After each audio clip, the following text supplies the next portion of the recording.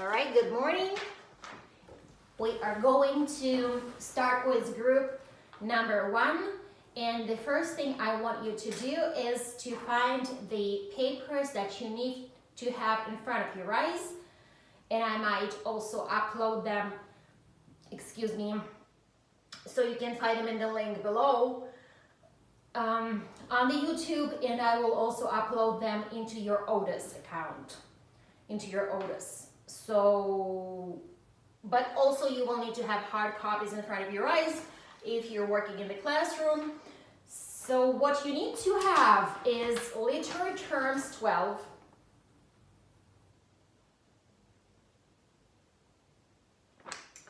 then you need to have Mug 12, to go ahead and find it, Mug 12, and you will need to have Chapter 9, To Kill a Mockingbird annotation paper. Okay, so if you have all that, we can start with literary terms 12. It's going to be simile and metaphors, and I'm not going to be talking about this too much because we already discussed figurative speech a lot, and we spoke and practiced similes and metaphors. Just a reminder that you know that similes use like or as, and metaphors have none of that. You will need to go to Otis and you will need to find an assignment that is called Group 1 Lit Terms 12. In that assignment, you will have 2 questions. Question number 1 is going to be to write a definition of a simile and to give an example. And question number 2 will be to write a definition of a metaphor and give an example. Your definition and example you can find over here, the one that I have. You can come up with your own working definition of a simile or a metaphor and your own example. But you might as well use mine. The only thing I want you to make sure that you understand that when we're talking about similes, we are not only talking about like or as, but there are possibility of other words that are connecting two things that we compare to each other. And they can be other words than just like or as. They can be the word then, they can be the word resemble, so on and so forth. And once again, you can find it over here. And then you can find it in your Otis. So you can pause right now if you want, and you can go ahead and answer the questions.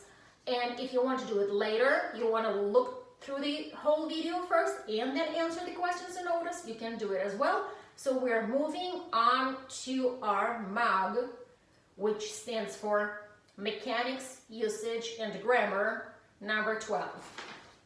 So in our MUG number 12, you are going to be working on 2 sentences today, not one, like we did during our previous lesson ago, I want to say yesterday, but 2, okay? So let me open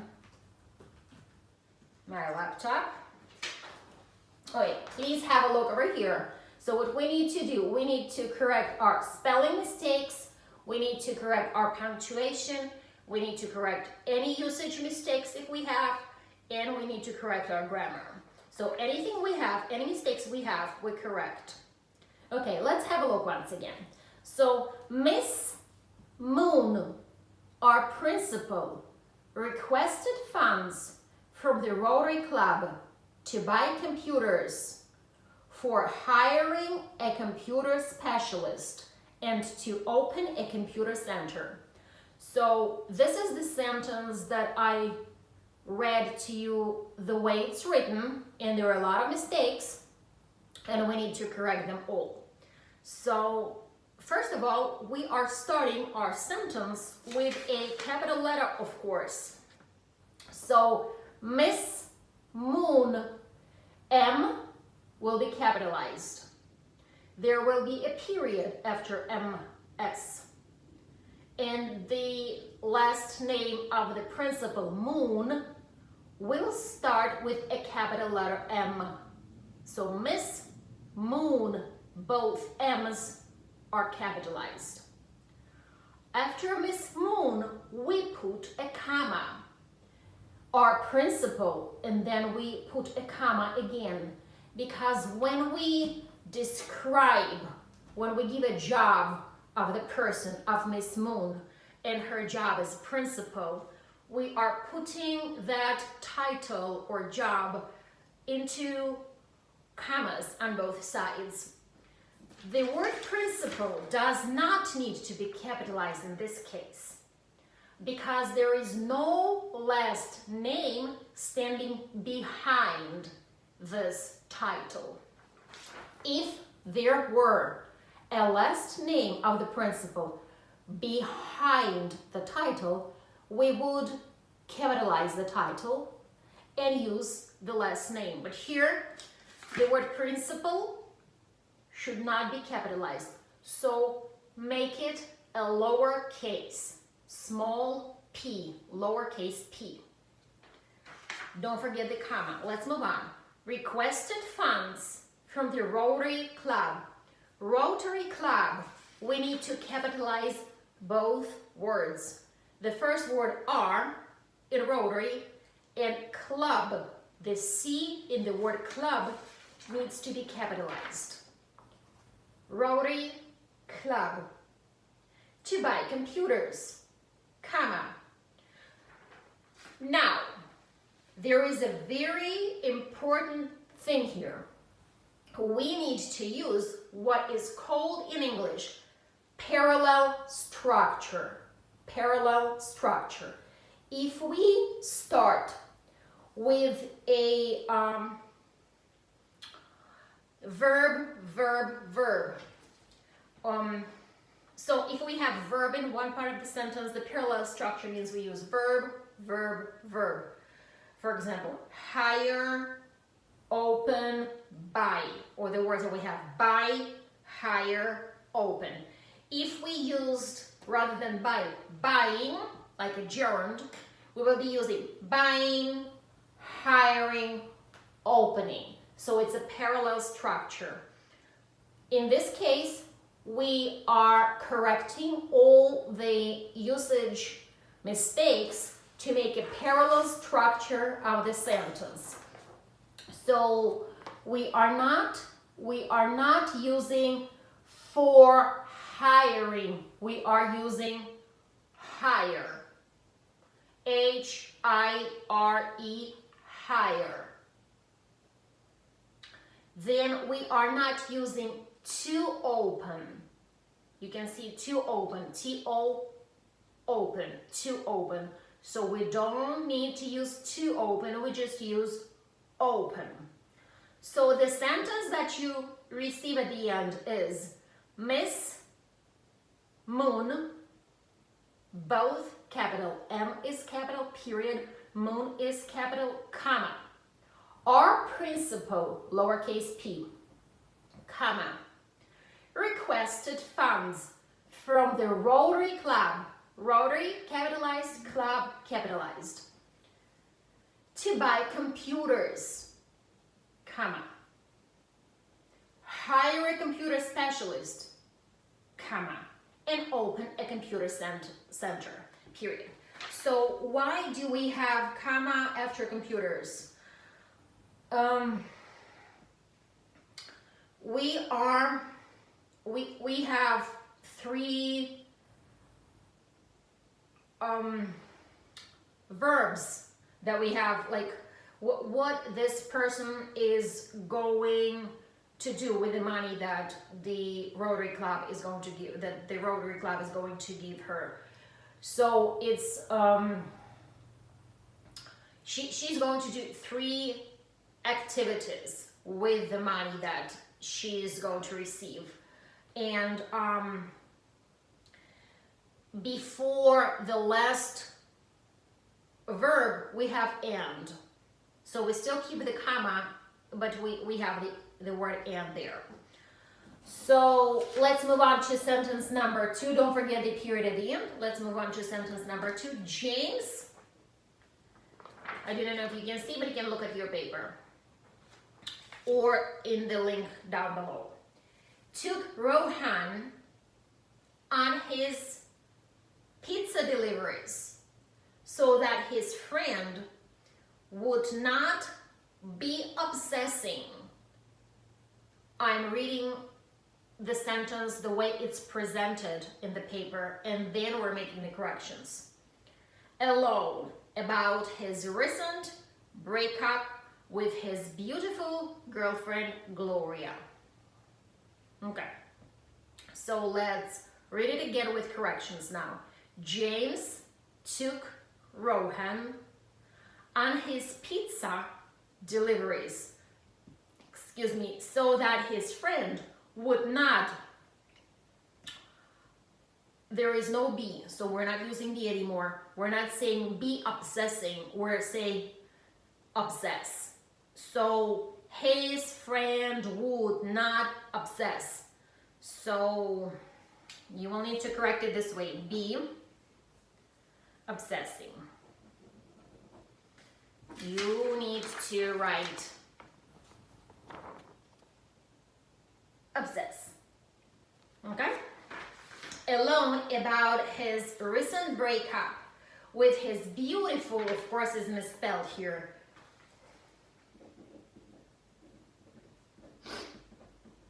beautiful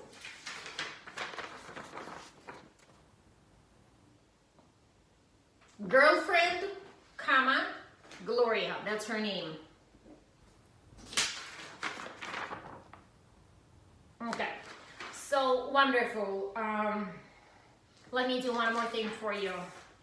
Miss Moon, capital M, period, capital M, comma, our principal, lowercase, comma, requested funds from the Rotary Club, Bose, capitalized, Rotary Club, to buy computers, comma, hire a computer specialist, comma, and open a computer center. Just in case, you still can stop or pause and have a look at the sentence, at the correction.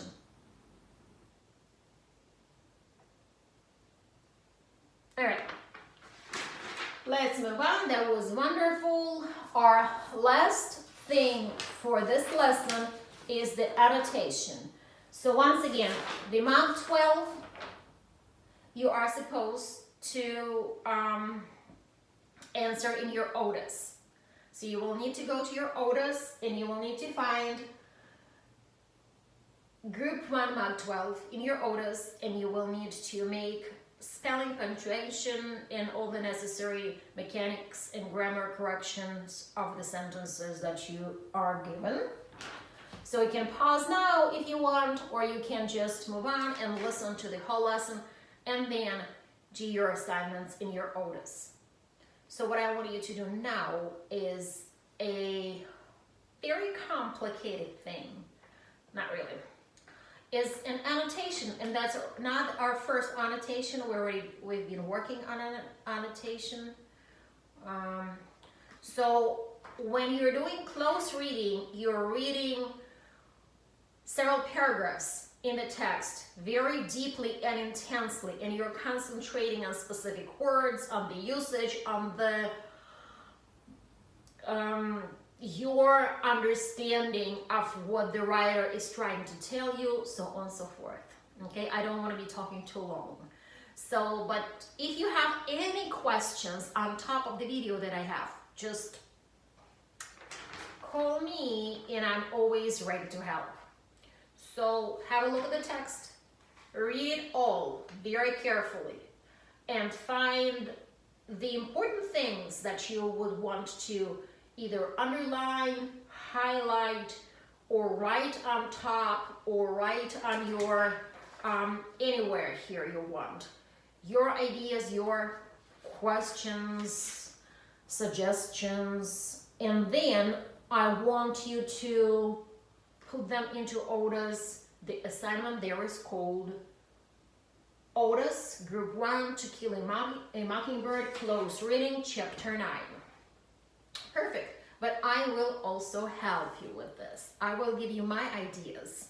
So what I will do is I will read it first to you, and then later on I will give to you more specifically the ones that I believe are the most important, and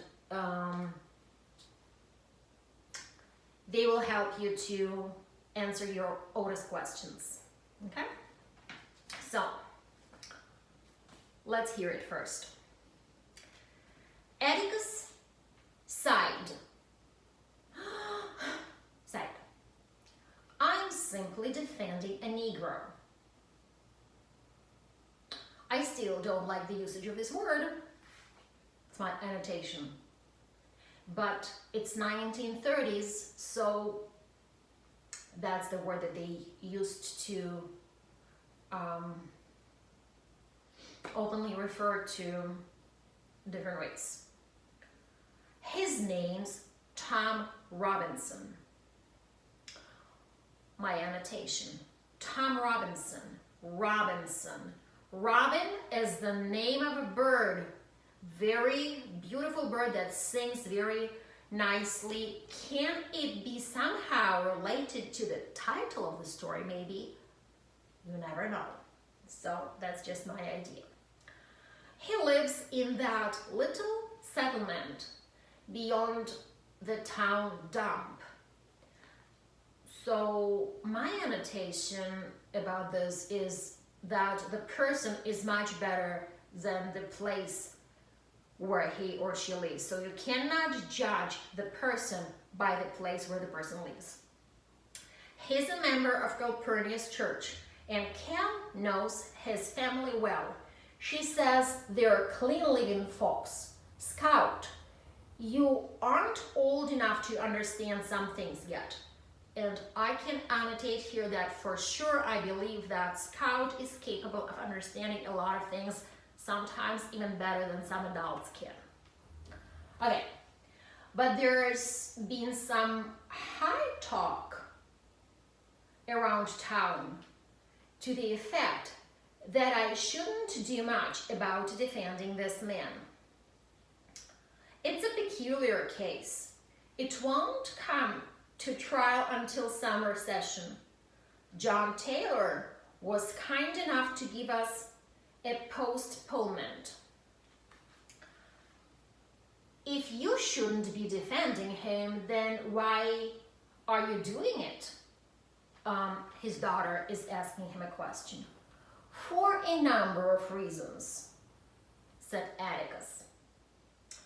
The main one is if I didn't, I could not hold up my head in town.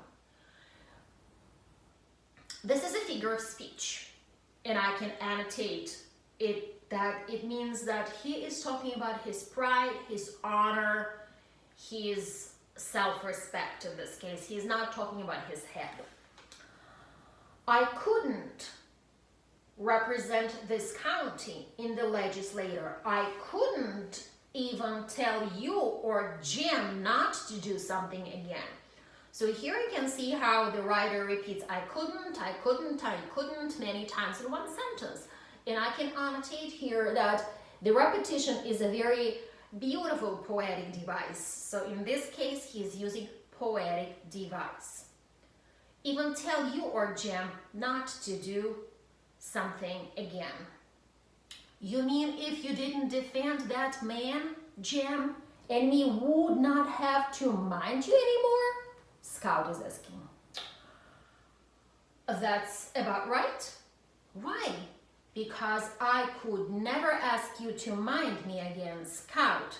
Simply by the nature of the work, every lawyer gets at least one case in his lifetime that affects him personally.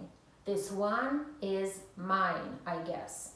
You might hear some ugly talk about it at school, but do one thing for me, if you will. You just hold your head high. See, how this is referring to the moment before I just told you about self-respect, about pride, about understanding that you're doing something good. So he is teaching his daughter to believe in herself, to respect herself, and to be proud of herself. And this is a lesson that we all need to learn. Sometimes it's hard because so many people around us are putting us down all the time, and sometimes people that are very close to us don't really teach us to respect ourselves. But this is very important. Okay, let's move on. And keep those fists down. So fists down means don't fight physically. He doesn't want her to fight physically in school, to punch someone in the face, but he still teaches her pride. He still teaches her self-respect. So back to annotation, I would underline those fists down, keep fists down, and I would write that it's a figure of speech. It means not to fight. We're almost there. No matter what anybody says to you, don't you let them get your goat. Try fighting with your head. That doesn't really mean that she would just be fighting with her head. It would mean that she would fight with her intelligence. And her father is telling her how smart she is because she is extremely smart, and he is giving her a compliment. Okay, you can continue reading. There is a little bit more there, but now what I want you to do, or I want to do for you, is I wrote here some of the important annotations that I chose. It is really not so simple. I'm simply defending. So that's a quotation from the text. I'm simply defending. Let me use this thing for you so you can see better. I'll come closer so you can maybe pause and read if that's what you want. That's supposed to help you, right? So that's question number 1. I believe that's a very, very important quotation from the text and the annotation that I gave. So that's a wonderful example, and it's supposed to help you in your Otis assignment. Okay, so it is really not so simple. I'm simply defending a Negro. Tom Robinson, interesting. Robin is the name of a bird. Is it connected to the title? So his name is Tom Robinson. May this name be connected to the title, To Kill a Mockingbird? Who knows? Right, let's move on. Number 3. You aren't old enough to understand some things. She actually seems to understand a lot for her age.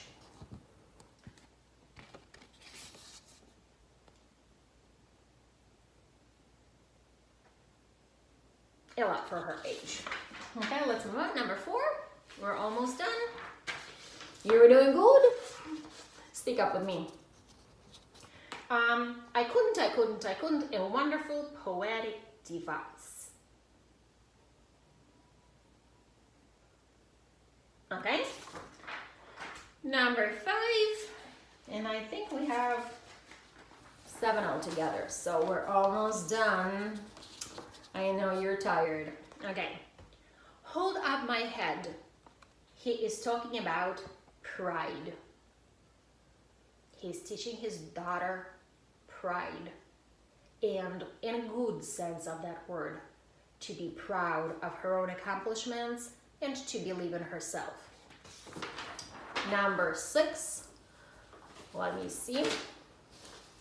Fists down. It's a figure of speech. It means don't fight physically, but use your mind or intelligence.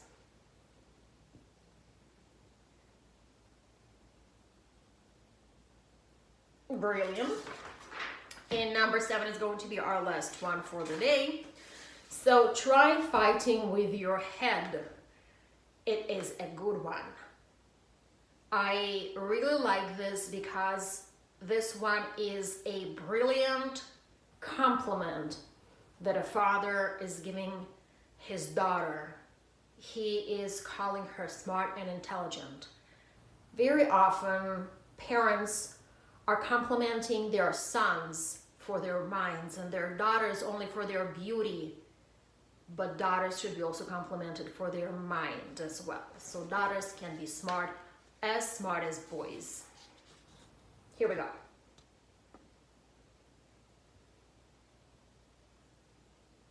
I hope you can see that. Wonderful, and this is all for today, and I will see you soon. Enjoy the rest of your day. Bye-bye.